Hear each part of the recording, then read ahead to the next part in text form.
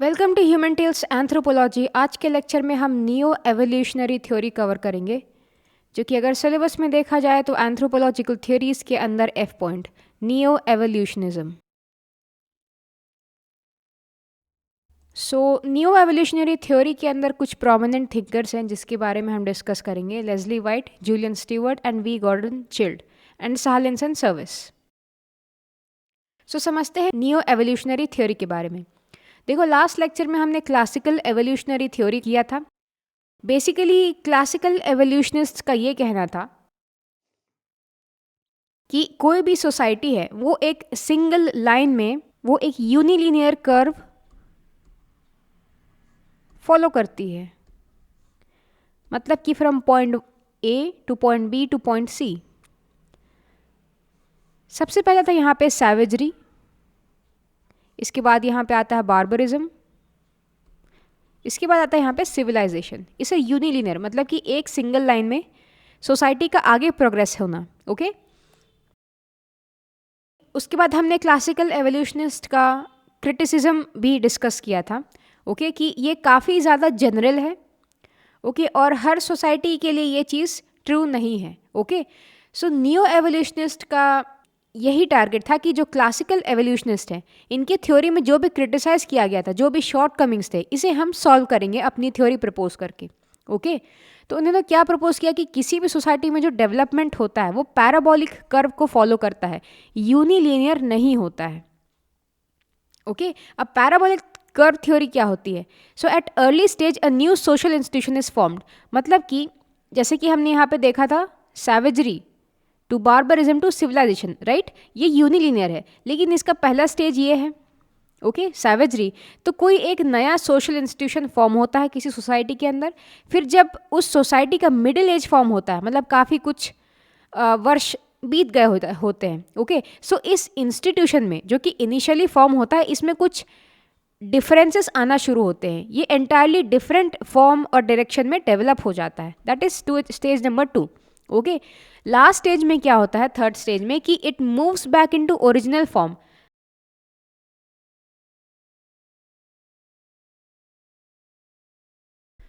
सो जो first stage में एक सोशल इंस्टीट्यूशन बना था, वो थर्ड स्टेज में आते आते एक बार कंप्लीटली चेंज होगा ऑपोजिट डायरेक्शन में। उसके बाद वो वापस अपने ओरिजिनल फॉर्म में, जो कि फर्स्ट स्टेज में था, उसी फॉर्म में वापस आ जाएगा। इसे पैराबोलिक कर्व थ्योरी कहते हैं। अगर इसे फिगर में समझना हो तो ये कुछ इस तरह का होगा। ओके, सो अगर हम प्रॉपर्टी की बात करें, प्रॉपर्टी, लैंड ओनरशिप। ओके, तो पहला स्टेज में क्या था कि कॉमन ओनरशिप, एक ट्राइब होता था, राइट? उस ट्राइब के हर व्यक्ति को बिलोंग करता था एक proper piece of land, right? ये फर्स्ट स्टेज था। इससे सेकेंड स्टेज में जब ये इंस्टीट्यूशन, मतलब कि प्रॉपर्टी का इंस्टीट्यूशन एडवांस हुआ, तो सेकेंड स्टेज में क्या हुआ, प्राइवेट ओनरशिप। ओके, हर एक इंडिविजुअल एक पीस ऑफ लैंड को ओन करने लगा। यहाँ पे क्या स्टेज था, एग्रीकल्चर, राइट? जब आप किसी पीस ऑफ लैंड को ओन करोगे तभी तो उसे कल्टीवेट करोगे, right? So this was second stage. Again property as institution. Third stage में क्या बनता है, अगेन कॉमन ओनरशिप। जैसे कि देखो, आज के डेट में क्या है कि कई फार्मर्स मिलके एक पीस ऑफ लैंड को खरीदते हैं, उनके नाम पे होता है। ओके, एंड इस पे ये सारे के सारे फार्मर्स काम करते हैं, इसे कल्टीवेट करते हैं और इसका प्रोड्यूस कंपनीज को बेच देते हैं। तो अगेन हम उस कॉमन ओनरशिप वाले स्टेज में आ चुके हैं। तो ये एक पैराबोलिक स्टेज है। एक और अगर हम इंस्टीट्यूशन देखें कि क्लोथिंग का अगर बात की जाए, तो पहले स्टेज में क्या था, जब सैवेजरी थी वहाँ पे कपड़े नहीं होते थे, क्योंकि उनके पास नीडल्स नहीं थे। सिलाई बुनाई कढ़ाई कैसे करेंगे, right? So shortage of cloth था उस समय। इससे सेकेंड स्टेज में बढ़ के काफ़ी एम्पल क्लोथिंग, फैशन इंडस्ट्री जो आज बूम कर रही है, it is because of ample clothing, है ना? अब थर्ड स्टेज में क्या हुआ, वापस जब आप अपने शरीर को पूरा ढकने लगे, उसके बाद नेक्स्ट इसमें डेवलपमेंट क्या, न्यूडिज्म। आज का एज क्या है, न्यूडिज्म का है, everyone knows about it. Okay, third example देखिए, सेक्सुअल प्रोमिस्क्यूटी। मतलब कि पहले कोई स्पेसिफिक इंडिविजुअल एक का पार्टनर नहीं होता था, वो मल्टीपल लोगों से मेट कर सकते थे। ये प्रोग्रेस होकर क्या हुआ, monogamy, one woman one man. Okay, then आज के डेट में क्या है, आज जो हमारा टिंडर चल रहा है, ठीक है, और कौन से बम्बल ऐप है, इस तरह के जो ऐप्स हैं ये क्या प्रमोट करते हैं, सेक्सुअल फ्रीडम, राइट। सो ये स्टेजेस हैं, जो भी इंस्टीट्यूशन फर्स्ट स्टेज में बन रहा है किसी सोसाइटी के, वो प्रोग्रेस होकर सेकेंड स्टेज में आता है। सेकेंड स्टेज में जब जाता है तो इसका जो कैरेक्टरिस्टिक है वो कम्प्लीटली ऑपोजिट हो जाता है। ओके, कम्प्लीटली ऑपोजिट होने के बाद वापस जब वो थर्ड स्टेज में जाता है तो उसके कैरेक्टरिस्टिक बिल्कुल फर्स्ट स्टेज के कैरेक्टरिस्टिक से मिलते हैं। इसे पैराबोलिक कर्व थ्योरी कहते हैं। ओके, अब एग्जांपल्स अगर और देखें तो institution of property was born in the form of communal ownership, right. It then developed into private ownership, okay, a completely new form. In recent times, the concept of communal ownership is back through the stage like Amul cooperatives. जैसे कि मैं बता रही थी कि कई farmers मिलके एक पीस ऑफ लैंड को ओन करते हैं, राइट। सो इन्हें कोऑपरेटिव्स कहते हैं। ओके, जैसे कि अमूल जो ब्रांड है, it is a cooperative. Okay, so TRIFED, tribal cooperative marketing development federation of India. Okay, ये ट्राइबल एरिया से जो भी प्रोड्यूस होते हैं, मतलब कि माइनर फॉरेस्ट प्रोडक्ट्स, राइट, इन्हें खरीदती है और इन्हें पब्लिक को बेचती है at what,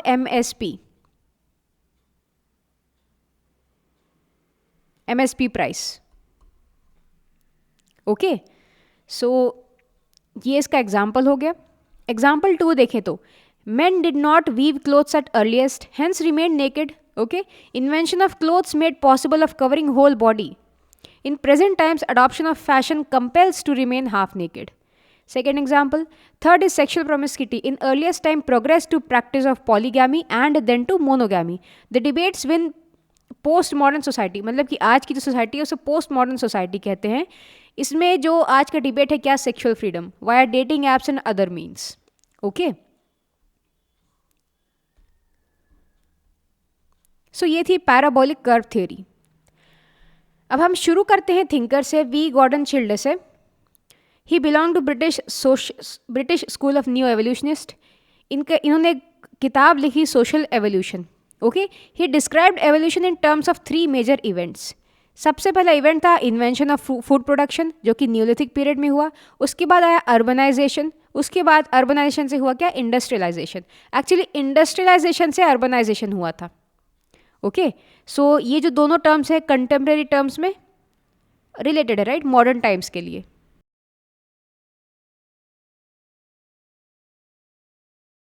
okay, so according to him हर एक आर्कियोलॉजिकल पीरियड में एक स्पेसिफिक कल्चरल डेवलपमेंट हुआ था। ओके, जैसे कि पैलियोलिथिक पीरियड में क्या हुई थी, सैवेजरी। न्यूलिथिक पीरियड में आया बार्बरिज्म। कॉपर एज में आया हायर बार्बरिज्म, मतलब कि कुछ एडवांस्ड फॉर्म ऑफ बार्बरिज्म यहाँ पे फॉलो होने लगा कुछ नए डेवलपमेंट्स के साथ। ओके, जैसे कि कॉपर टूल्स हो गए, राइट, कॉपर यूटेंसिल्स हो गए, ये सब चीज़ों का। ओके, अर्ली ब्रॉन्ज एज में क्या है, सिविलाइजेशन। सो गॉर्डन के हिसाब से हर एक आर्कियोलॉजिकल पीरियड का एक अपना कैरेक्टरिस्टिक था, एक अपना कल्चरल डेवलपमेंट था। ओके, देखो इनका जो कंसेप्ट था वो जनरल एवोल्यूशन से कनेक्टेड था, मतलब कि एक स्पेसिफिक ट्राइब का डेवलपमेंट नहीं ट्रेस कर रहे थे। Okay, but cultures across the globe एक जनरल पॉइंट ऑफ व्यू उन्होंने डेवलप किया था। Okay, and not with respect to specific evolution. देखो हमने पिछले लेक्चर में जनरल एवोल्यूशन और स्पेसिफिक एवोल्यूशन का भी डिफरेंस देखा था। जनरल एवोल्यूशन क्या होता है कि आप पूरे ग्लोब में अलग अलग कॉन्टिनेंट से वहाँ जो अलग अलग कल्चर हैं उनमें जनरली कैसा एवोल्यूशन का प्रोसेस होता है ये आप डिस्कस करते हो। लेकिन स्पेसिफिक एवोल्यूशन में आप स्पेसिफिक ट्राइब के बारे में बात करते हो, वो किस कॉन्टिनेंट में है, किस लोकेशन पे है। ओके, तो चिल्ड्रन ने क्या किया, जनरल एवोल्यूशन पे बात की। हेंस इनके एवोल्यूशन को कहते हैं क्या, यूनिवर्सल। इनको कहते हैं universal evolutionist. Okay, considering cultural differences would impede the aim of evaluating. तो देखो हर कल्चर, हर कॉन्टिनेंट में अलग अलग कल्चर्स होते हैं, लेकिन उन भले वो कल्चर एक ही स्पेसिफिक डायरेक्शन ऑफ एवोल्यूशन क्यों ना फॉलो करें, लेकिन उनमें कुछ कल्चरल डिफरेंसेस होंगे, क्योंकि क्लाइमेट इन्वायरमेंट बहुत बड़ा रोल फैक्टर प्ले करता है कल्चरल डिफरेंसेस में, राइट। सो चिल्ड्रन ने क्या किया, कल्चरल डिफरेंसेस को ज़्यादा डिस्कस नहीं किया, क्योंकि अगर डिफरेंसेस डिस्कस करते तो जनरल वे में आप कैसे डिफाइन कर पाते, है ना। Then his theory was applied to whole mankind, linear sequence of cultural development कहते हैं इसे। Okay, His explanation of cultural diversity: every culture has undergone ups and downs in different historical environments, causing their traditions to diverge. This resulted in multiplicity of ethnography. सो ये cultural diversity को कुछ इस तरह से explain करते हैं कि हर culture अपने एक अप एंड डाउन टाइम में गया है, ओके जहाँ पे किसी स्पेसिफिक हैबिट का प्रैक्टिस टॉप पे था, फिर नेक्स्ट कुछ समय के बाद वो डाउन पे चला गया, ओके सो इससे क्या हुआ कि अलग अलग हिस्टोरिकल एनवायरनमेंट्स बने।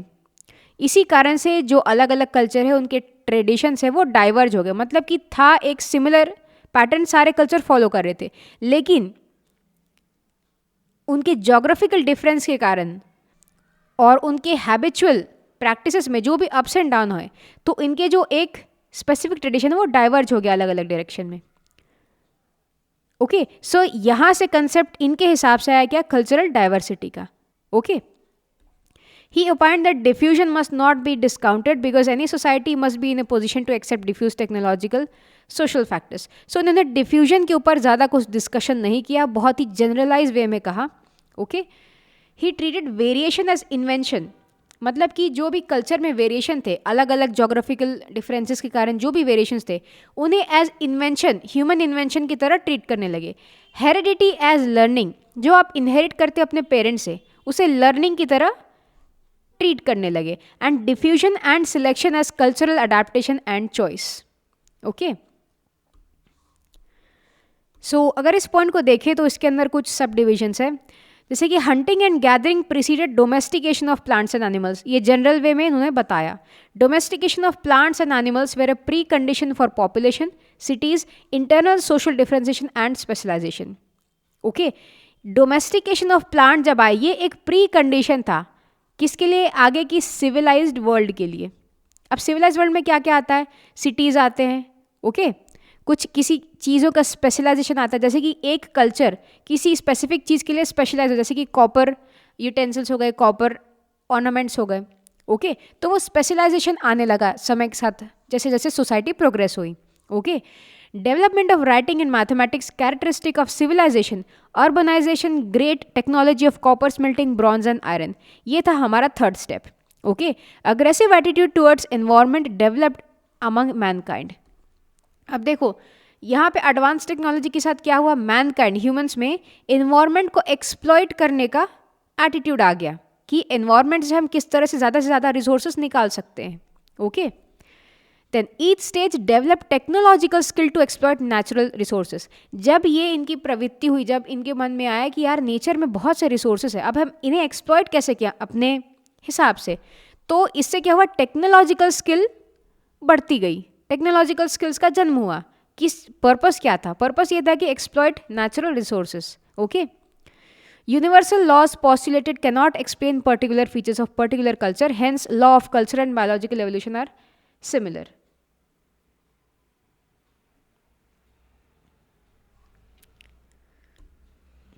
अब हम देखते हैं criticism of Gordon, okay he formulated his opinion based on civilisational sequence of Middle East and Europe. So इनका जो एग्जाम्पल था कि पैराबोलिक कर्व तो फॉलो करती है कोई भी सोसाइटी प्रोग्रेस करते हुए, लेकिन वो एग्जाम्पल कहाँ से ले रहे थे, जनरलाइज कहाँ से कर रहे थे, मिडिल ईस्ट और यूरोप की सोसाइटीज़ को देखते हुए, okay huge reliance on archaeological data, मतलब कि जो आर्कियोलॉजिस्ट डेटा निकालते हैं किसी साइट को खोद के, है ना, तो उस पर बहुत ज़्यादा उनका रिलायंस था, वो फील्ड पे नहीं गए थे, okay difficulty in differentiating between ancient and contemporary hunter and gatherers, okay ancient civilisation और हंटर गैदरर में डिफरेंस क्या था, ये डिफरेंस उन्होंने ज़्यादा डिफ्रेंशिएट नहीं करके बताया, okay his opinion and classifications were so general that they were neither arguable nor useful, मतलब काफ़ी जनरलाइज वे में बता दिया उन्होंने। He never took local environment factors in their universal evolutionary scheme. Again जो कल्चरल डाइवर्सिटी है, okay और जो डिफ्यूजन एक रोल प्ले कर सकता था, इसके बारे में उन्होंने कुछ ज़्यादा बताया नहीं, ओके अब हम नेक्स्ट थिंकर पे चलते हैं, Julian H Steward, okay known for cultural ecology and multilinear evolution. इन्होंने एक बुक लिखी, theory of cultural change, okay so ये सजेस्ट करते हैं कि एवोल्यूशनरी अप्रोच थ्री फोल्ड हो सकती है, एक तो यूनिलीनियर, दूसरा यूनिवर्सल और तीसरा मल्टीलीनियर, ओके, सो उन्होंने इस चीज़ को काफ़ी डेप्थ में एक्सप्लेन किया था। यूनिलीनियर किसने एक्सप्लेन किया था? क्लासिकल एवोल्यूशनिस्ट ने, जो हमने लास्ट लेक्चर में कवर किया था। यूनिवर्सल इन्होंने कर दिया किसने? गॉर्डन चाइल्ड ने, जो अभी भी हमने डिस्कस किया। ओके, अब हम मल्टीलीनियर एवोल्यूशन को डिस्कस करते हैं।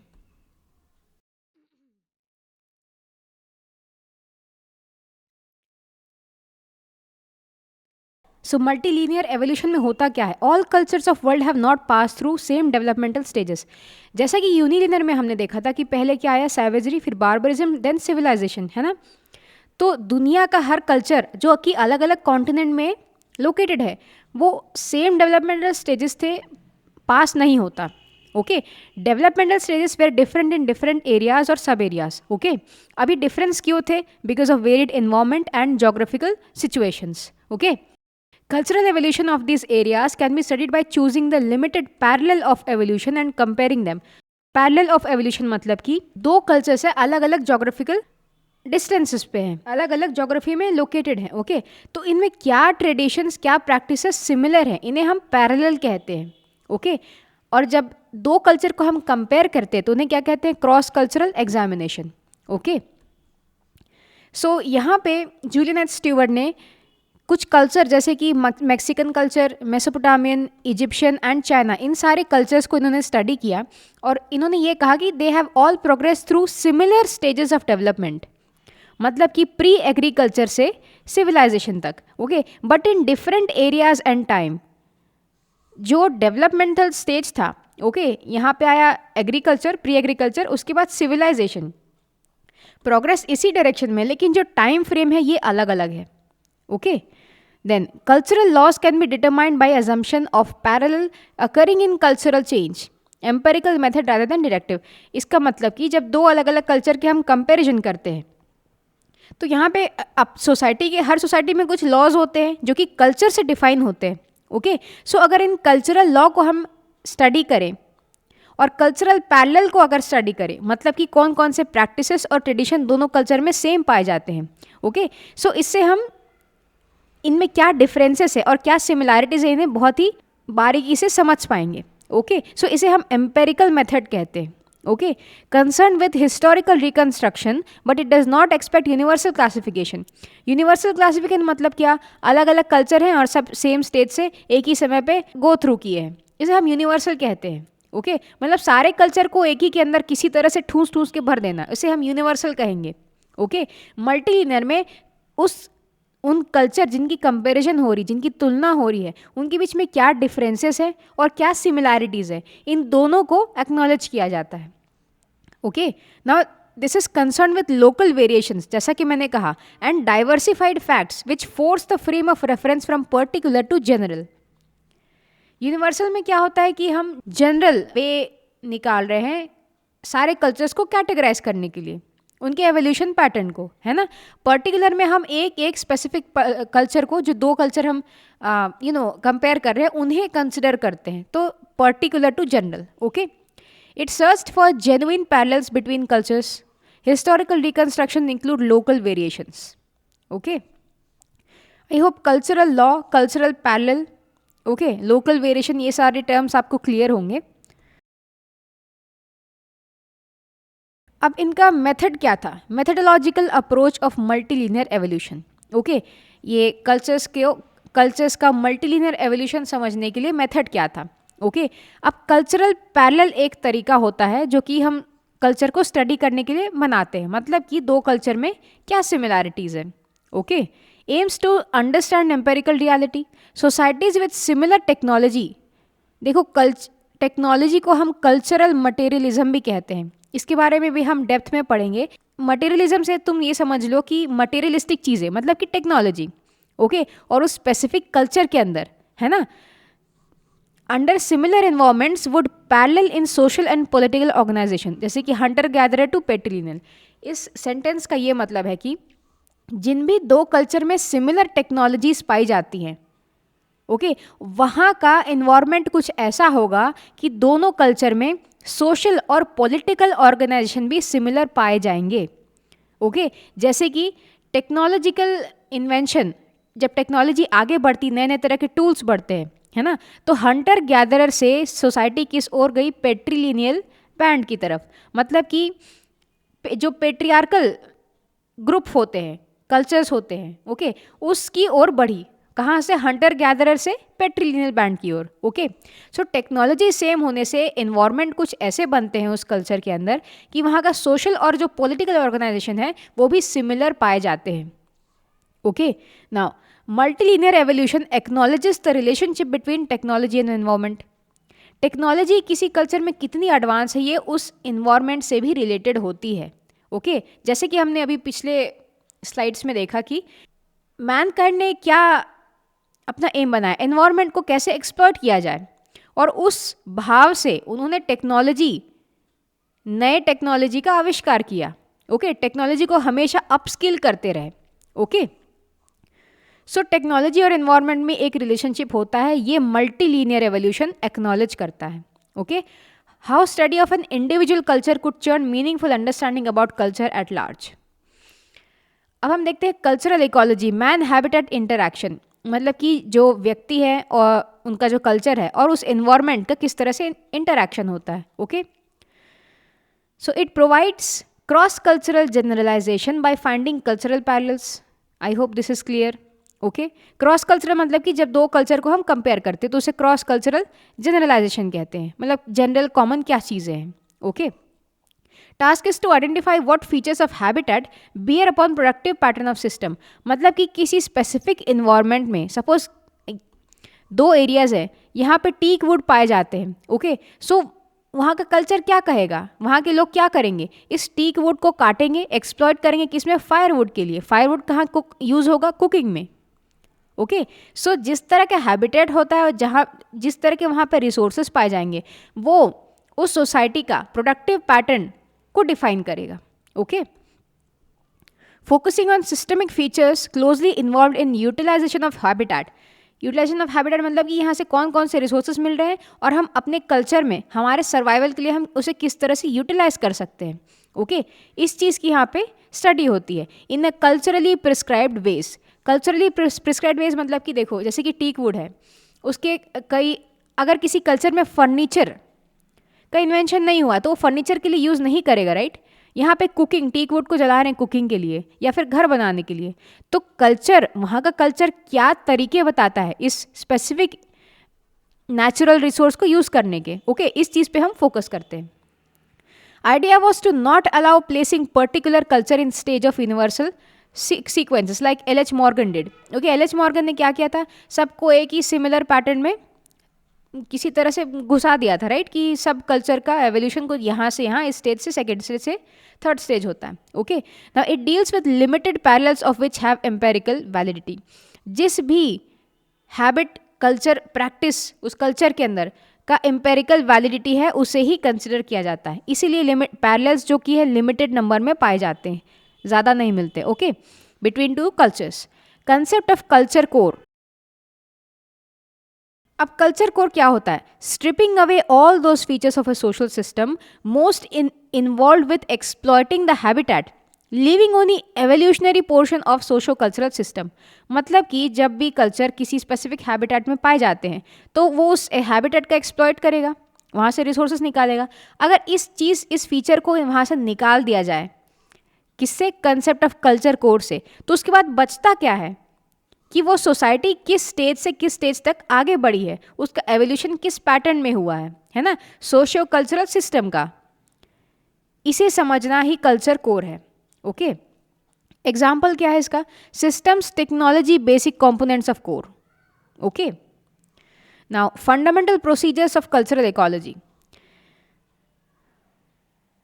अब कल्चरल इकोलॉजी के फंडामेंटल प्रोसीजर क्या होते हैं समझने के। So interrelationship between technology and environment must be analyzed. Number 1, behavioral pattern related to exploiting a natural area by means of specific tools must be analyzed. देखो, behavioral pattern, कई tribe क्या होते हैं कि किसी हैबिटेट से, कहीं पेड़ वेड़ जंगल से, वहाँ से रिसोर्स निकालने के पहले उसे पूजते हैं। ओके, मतलब एक तरह से उनका परमिशन लेने का तरीका होता है। तो ये क्या होता है, उनका बिहेवियरल पैटर्न है। उस विधि को करने के बाद ही वहाँ से वो लोग एक्सप्लॉयटेशन शुरू करते हैं। ओके, सो कुछ कल्चर के अंदर बिहेवियरल पैटर्न अलग होते हैं, वहाँ पे डिफाइंड होते हैं. Okay, for what? To exploit a natural area by means of specific tools must be analysed. Okay, किस तरह के टूल यूज़ कर रहे हैं नेचुरल रिसोर्सेज को एक्सप्लॉइट करने के लिए. Then extent of a behaviour pattern in exploiting the environment affects other aspect of culture. आप एनवायरनमेंट की कितनी इज्जत कर रहे हो, कितना हमें रिसोर्स निकालना है. कोई कल्चर ज़्यादा लालची होगा तो सारे पेड़ काट डालेगा, राइट. सो इस तरह के बिहेवियर से, इस तरह के बिहेवियरल पैटर्न से उस कल्चर के दूसरे एस्पेक्ट का भी पता चलता है. ओके, कि मटेरियलिस्टिक कितना है ये जो ग्रुप है, ये कितना ज़्यादा मटेरियलिस्टिक है. और अगर कुछ रिसोर्स अपने मतलब का निकाल के वापस उस एनवायरनमेंट को रीजनरेट करने के लिए छोड़ देते हैं, तो ये भी कोई दूसरा चीज़ उस कल्चर के बारे में कन्वे करता है. ओके, ये सारा चीज़ किस में आता है? उनके बिहेवियरल पैटर्न में. In what? Exploiting the environment. Okay, the acceptance और rejection of diffused traits. Diffuse trait मतलब कि एक कल्चर यहाँ है, C1 C2 यहाँ पे है. ओके, अब माइग्रेशन के कारण जब यहाँ पे लोग यहाँ से यहाँ विजिट करेंगे, ओके, तो कुछ हैबिट यहाँ C2 से C1 जाएगा, कुछ हैबिट C1 से C2 जाएगा. ओके, इसे हम डिफ्यूजन कहते हैं. डिफ्यूजन थ्योरी हम अलग से पढ़ेंगे, वो अपने ही डेप्थ में है. ओके, सो इस तरह के डिफ्यूज ट्रेड को, इनका एक्सेप्टेंस और रिजेक्शन क्या हो रहा है? इस कंटीजेंट अपॉन लोकल पोटेंशियलिटी. मतलब कि जो लोकल पॉपुलेशन है, वहाँ के कल्चर के इंडिविजुअल्स हैं, उस चीज़ को कितना एक्सेप्ट कर रहे हैं, कितना वेलकमिंग है, वो उस चीज़ पे डिपेंड करता है. ओके, ना फंक्शन ऑफ लोकल इकोलॉजी 3 चीज़ में डिवाइड होता है. एक्सप्लॉइटेड डिवाइसेस, ये यहाँ पे डिफाइन करता है interaction of environment and socio economic habit. भाई इकोलॉजी से किस तरह से वहाँ की सोसाइटी अपना सस्टेनेंस कैसे कर रहे हैं, जीते कैसे, ये आपका सोशियो इकोनॉमिक हैबिट डिफाइन करेगा. किन चीज़ों से, किन डिवाइसेस से उस इकोलॉजी को एक्सप्लॉइट कर रहे हो, ये एक्सप्लॉइटेड डिवाइसेस डिफाइन करेगा, राइट. और देन इन्वायरमेंट का क्या इंटरैक्शन हो रहा है. यहाँ पे 2 इन्वायरमेंट होंगे, एक तो नेचुरल हैबिटेट प्लस जो पॉपुलेशन, जो इंडिविजुअल्स होंगे उस कल्चर को बनाते हैं. Okay, Steward's cultural taxonomy, taxonomic system to determine cross cultural parallel. देखो, इन्होंने एक टैक्सोनॉमिक सिस्टम मतलब कि नेमिंग सिस्टम बनाया, जहाँ पे क्या होता है कि 2 कल्चर की जब हम तुलना करते हैं, राइट, तो यहाँ पे कल्चरल पैरेलल्स क्या है, क्या चीज़ सिमिलर है, इसे हम डिफाइन कर सके. ओके, तो स्टीवर्ट ने ये चीज़ इजाद की थी, इन्होंने Steward's cultural taxonomy. Okay, concept of culture types. They are characterized by selected features. Selection of features to be selected determined by problem and frame of reference. Okay, मतलब कि किस स्पेसिफिक टॉपिक की बात हो रही है, उस हिसाब से आप फीचर्स को सिलेक्ट करोगे. And frame of reference, suppose यहाँ पे मैरिज की बात हो रही है, राइट, या फिर किनशिप की बात हो रही है, तो ये एक स्पेसिफिक प्रॉब्लम होगा, उसके हिसाब से आप ट्रेड्स को या फीचर को सिलेक्ट करोगे उस कल्चर से, right. Now selected features presume to have functional interrelationship. Taxonomic schemes will be different on each cultural types. It is related to cultural evolution in determining cross-cultural parallels in different cultural types. This yields multilinear trends of evolution. So किसी specific topic को लेके, okay, उस topic को लेने के बाद अलग अलग cultures के features को select करना, राइट, उन्हें एनालाइज करना और उनके दूसरे फंक्शन से इंटर रिलेशनशिप एस्टैब्लिश करना. सो ये सारे स्टेप्स होते हैं कि कल्चर टाइप को किस तरह से डिफाइन करते हैं. ओके, ये किसके अंडर आता है? स्टीवर्ट्स कल्चरल टैक्सोनॉमी के अंदर. ओके, देन अब हम देखते हैं criticism of Julian H Steward, मतलब इनके काम को क्या क्रिटिसिज्म मिला. सो मार्विन हैरिस, जो कि कल्चरल मटेरियलिस्टिक, जैसे कि मैंने बताया कि कल्चरल मटेरियलिज्म किससे डिफाइन होता है? टेक्नोलॉजी. टेक्नोलॉजी में क्या आता है, किस तरह के टूल्स हैं. Okay, Marvin Harris does not accept multilinear evolutionism. In his understanding the link between cultural ecology and cultural materialism seems false. इनका कहना है कि जो कल्चरल इकोलॉजी है, मतलब कि जो स्पेसिफिक नेचुरल एनवायरनमेंट है, और कल्चरल मटेरियलिज्म मतलब कि किस तरह की टेक्नोलॉजी है, इनके बीच में कोऑपरेशन और लिंक एकदम इनको फॉल्स लगता है, गलत लगता है. ओके, अच्छा, एक बहुत इंपॉर्टेंट क्वेश्चन आता है कि हाउ मैनी इज मल्टीलीनियर. देखो, मल्टी मतलब कि अलग होता है. अब ये कोई स्पेसिफिक हैबिट है, अलग अलग टाइम फ्रेम, अलग अलग जोग्राफी, अलग अलग व्यक्तियों और लोकल इन्वेंशन के कारण ये डिफ्यूज हो जाता है, right. Suppose this is capital T trait, T1, T2, T3, T4 and T5. So how many is multilinear, कितने को आप मल्टीलिनियर कंसिडर करोगे, is not addressed. Concept of culture core is not clear. Okay. According to Leslie White, Stewart confused history with evolution because history seeks to particularize while evolution seeks to generalize. So Leslie White ये कहते हैं कि Stewart जो है, इन्होंने history और evolution के बीच में डिफरेंस भूल गए.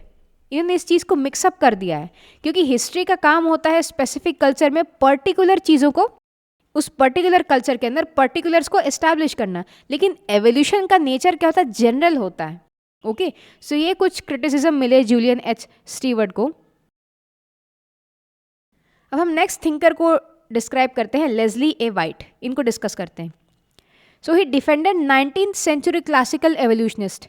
इन्होंने क्लासिकल एवोल्यूशनिस्ट जो कि लास्ट लेक्चर में हमने डिस्कस किया था, इन्होंने डिफेंड किया. ओके. अब इनकी थ्योरी क्या है ये हम देखते हैं. बेसिक स्ट्रैटेजी ये है कि cultural materialism phrased in energy terms. मतलब कि जो टेक्नोलॉजी है वो एनर्जी टर्म्स में इन्होंने डिफाइन किया है. कैसे, हम देखते हैं. Process related to socio cultural system, इसके 3 टाइप्स हो सकते हैं. ओके. टेक्नो इकोनॉमिक, मतलब कि टेक्नोलॉजी और इकोनॉमी का क्या रिलेशन है, right. Then social and ideological. Ideological मतलब कि थॉट बेस्ड, हैबिट्स हो गए, प्रैक्टिसेस हो गए, लॉज हो गए. सोसाइटी सोशल मतलब कि यहाँ पे लॉज आ गए. ओके. कल्चरल प्रैक्टिसेस आ गए. ओके. सो ये कंप्लीट, ये तीनों कॉम्पोनेंट्स मिलकर क्या बनाते हैं, socio cultural system. Now cultures are mechanism to harness energy. देखो कल्चर के अंदर सबसे इंपॉर्टेंट चीज़ क्या होती है, टूल होता है. टूल मतलब टेक्नोलॉजी. तो टेक्नोलॉजी से आप करते क्या हो, टू हार्नेस एनर्जी किसी भी हैबिटेट से, राइट, किसी भी इन्वायरमेंट से, and putting it to work on service of mass. उस टेक्नोलॉजी को जब एनर्जी आप हार्नेस करते हो, सो उस एनर्जी को पूरी सोसाइटी के सारे कल्चर, उस पॉपुलेशन को सर्वाइव करने के लिए किस तरह से आप उसे वर्क पे डालते हो. Okay. Now social systems are determined by technological systems. किसी भी कल्चर के अंदर जो सोशल सिस्टम है, जो सोशल लॉज होते हैं, सोशल प्रैक्टिसेस होते हैं, ये किससे डिटरमाइन होते हैं, उस कल्चर के अंदर किस तरह के टेक्नोलॉजिकल सिस्टम्स प्रेजेंट हैं. Okay. Philosophies and art are defined by technology and spread by social system.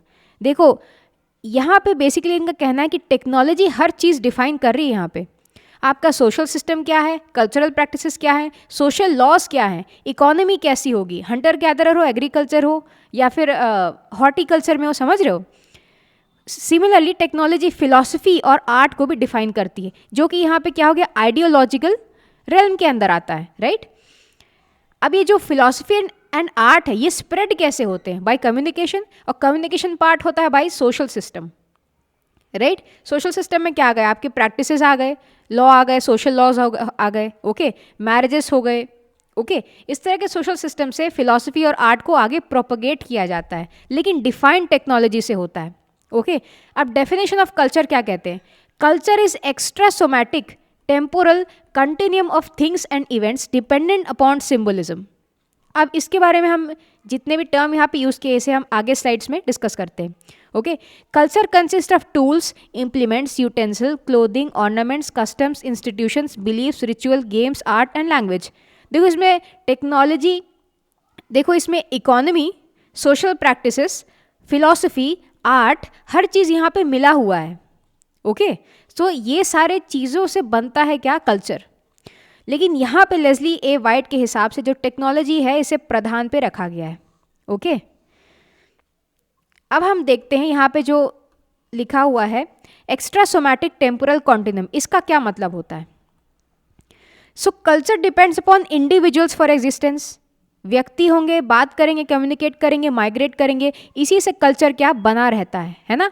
Individuals are not variables when studying totality of culture throughout time, but individuals become variables in studying specific culture in specific terms. मतलब कि जब आप culture को through out पढ़ते हो, एक general way में पढ़ते हो, तो जो इंडिविजुअल्स होते हैं वो वेरिएबल नहीं, कॉन्स्टेंट्स होते हैं. ये लोग बात करेंगे, कम्युनिकेट सिमिलर वे में बिहेव करेंगे.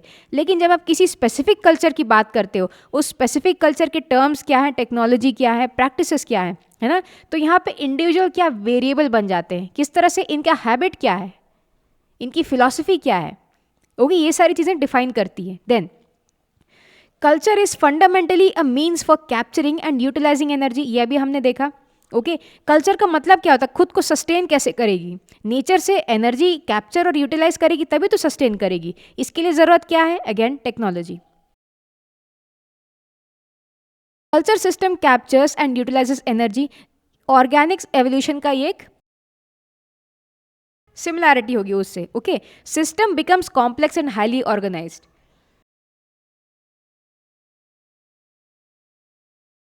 ओके, नाउ देयर आर 3 सब सिस्टम्स ऑफ कल्चरल सिस्टम। अब ये सब सिस्टम कौन से हैं? पहला टेक्नोलॉजी, दूसरा सोशल स्ट्रक्चर और तीसरा है philosophy and ideology.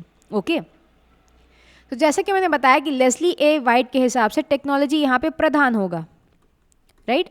So tools, weapons and knowledge of their use, okay, means of capturing and utilising energy. Technology क्या है, एक मीन्स है एनर्जी को कैप्चर और यूटिलाइज करने का। Protection from enemy and defence, जिस तरह के टूल्स होंगे, सिर्फ एनर्जी ही नहीं, आप अपने आप का डिफेंस भी बना सकते हो एनिमी से बचत के लिए। अब सोशल स्ट्रक्चर, ये किससे शेप होता है, by technology. Technology dominates by operating through social structure on ideology. Okay, philosophy भी again shape by technology. Okay, so ये सब सिस्टम थे of a cultural system, technology, social structure and philosophy. Technological subsystem controls the amount of energy captured, okay, and utilized by the cultural system. Higher efficiency in technology leads to proportional amount of energy. देखो, जैसे आपके tools होंगे, जितने ज़्यादा advance होंगे उतनी आप energy capture कर पाओगे, जितनी एनर्जी कैप्चर करोगे उसे आप यूटिलाइज कर पाओगे अपने सस्टेनेंस के लिए, है ना। तो जब टेक्नोलॉजी में एफिशिएंसी हायर होती है तो उसी के प्रपोर्शन में हाई अमाउंट ऑफ एनर्जी आप कैप्चर और यूटिलाइज कर पाते हो। इससे क्या होता है, ये एक बहुत बड़ा फैक्टर बनता है किसका, डेवलपमेंट का, of that culture as a whole. Okay, now culture advances as amount of energy harnessed per capita per year increases. जब एनर्जी आपके टेक्नोलॉजी के माध्यम से उस कल्चर के अंदर एक इंडिविजुअल पर कैपिटा हर साल इंक्रीज होती है, ओके, जैसे जैसे ये इंक्रीज होती है उसी तरह से ये कल्चर एडवांस होने लगता है, मतलब कि अ फैक्टर ऑफ डेवलपमेंट। अब यहाँ पे इन्होंने एक इक्वेशन दिया, energy into technology is equal to cultural development. भाई टेक्नोलॉजी हाईली एफिशिएंट होगी, ये जितना ज़्यादा हाईली एफिशिएंट होगा उतनी ज़्यादा आप एनर्जी हार्नेस कर पाओगे।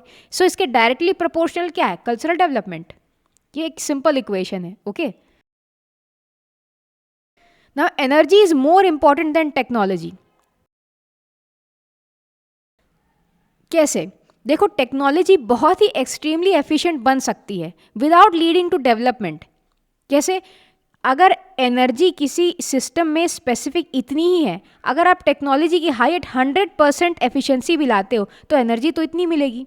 अगर एनर्जी आपके पास अनलिमिटेड नहीं है तो ये एफिशिएंसी भी एक पॉइंट के बाद किसी काम की नहीं। ओके, सो इसीलिए technology can become extremely efficient without leading to development if the amount of energy captured is not increased. So technology की एफिशिएंसी के साथ साथ एनर्जी का मिलना, हार्नेस होना बढ़ना चाहिए। ओके, अब हम यहाँ पे कुछ स्टेजेस डिस्कस करते हैं।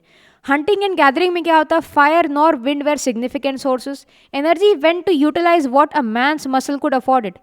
खाए और सो गए, राइट, फिर उसके बाद अगला हंट कब, जब पेट खाली होगा, अगले हंट पे बाद में निकलेंगे, मतलब बाद का बाद में देखा जाएगा। This was stage 1, hunting and gathering.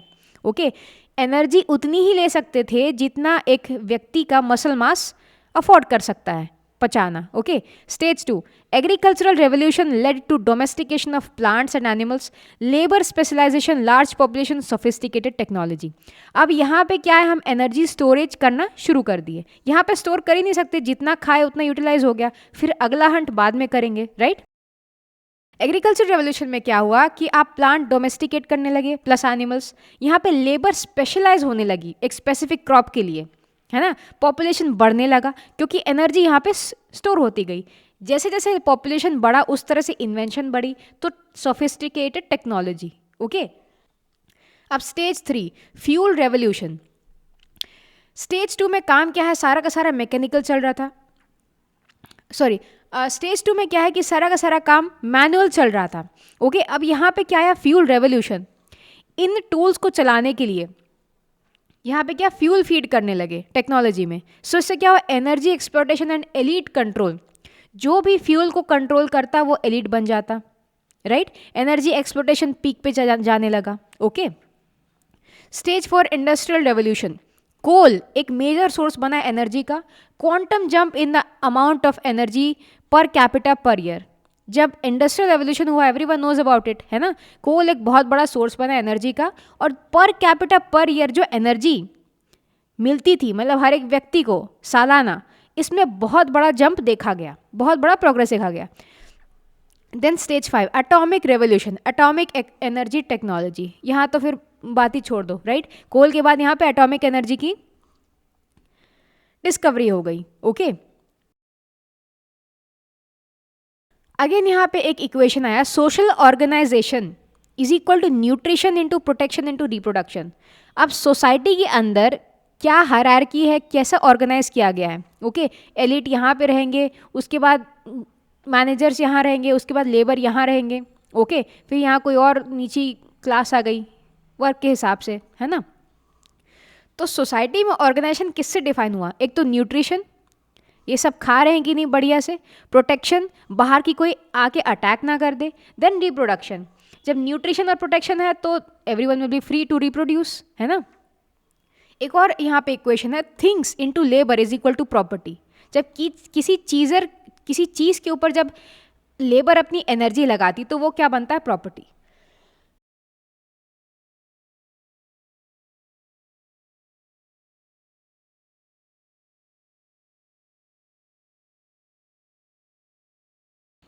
अब देखो, जूलियन एच स्टीवर्ट के काम में हमने क्या क्रिटिसिज्म देखा था कि इन्होंने हिस्ट्री और रेवोल्यूशन को कंफ्यूज कर दिया। ये किसने कहा था, लेस्ली वाइट ने, है ना।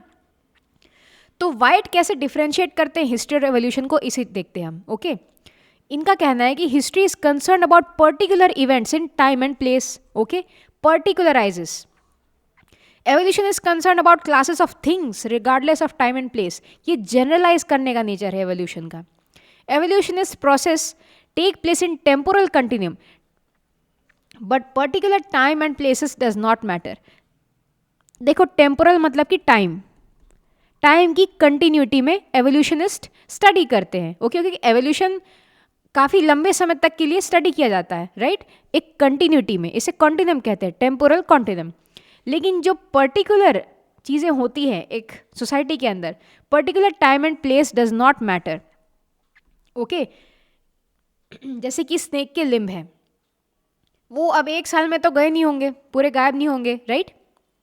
इसके बारे में हमने पहले भी डिस्कस किया इस एग्जाम्पल के बारे में कि स्नेक के लिम्ब्स जब वो धरती के अंदर अपना घर बना के छेद वगैरह में रहने लगे, तो इससे हुआ क्या, उनका लिम्ब का यूज़ बहुत ही कम हो गया।